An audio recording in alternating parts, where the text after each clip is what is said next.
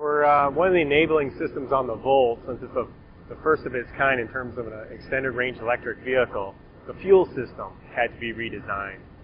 By this we mean we needed to still meet all federal regulations of evaporative emissions control, even though we don't necessarily run the engine all the time to purge out those evaporative emissions, which we do on a typical IC engine vehicle.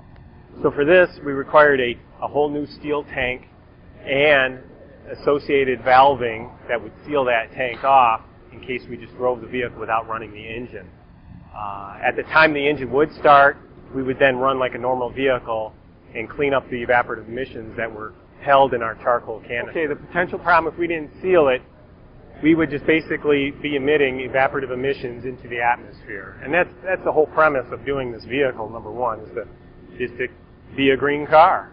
And number two is to now seal it up until we are able to use the engine to clean things up. Okay, so now that we have a sealed system, we're unique in that we don't know when to vent it and when to open it up so someone can put fuel in it.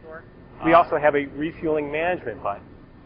It's tucked away a little bit, but basically what that does, that starts a control process where the customer says, hey, I'm going to do a refueling event. So let's start the process. And what we do there is we're going to actively communicate with the driver through the instrument panel cluster. We give them some messages. If there's pressure in the tank, we say, hey, wait. And then in a couple seconds later, once we evacuate that pressure, we say we're ready to refuel. At that point, we unlock the fuel door, and then the customer has access to the system. It's vented, so when we displace vapors inside the tank, you can readily fuel up your vehicle. So there are two different maintenance modes on the Volt that are incorporated into the control system to basically keep track of engine off time, to purge different contaminants out of the oil, fuel, and water that may accumulate over time. So after about 6 weeks, the engine will start automatically and purge those contaminants out of the oil.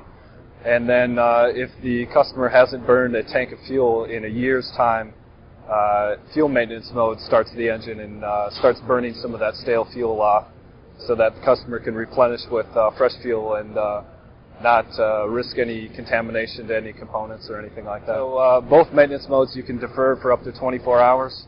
So let's say you're just planning a quick trip to the store. You can defer it for that time and then re-enable it and go on so that you can complete it on some trip that might be longer and more convenient to complete it on. Right, so we keep track of the age of the fuel, and during that time, if the customer chooses to just run it all the way dry, they can do that. Or as soon as they replenish it with fresh fuel, we measure that fuel that's been added to the tank and then recalculate fuel age based on that. And if it goes below the threshold, they'll exit fuel maintenance mode.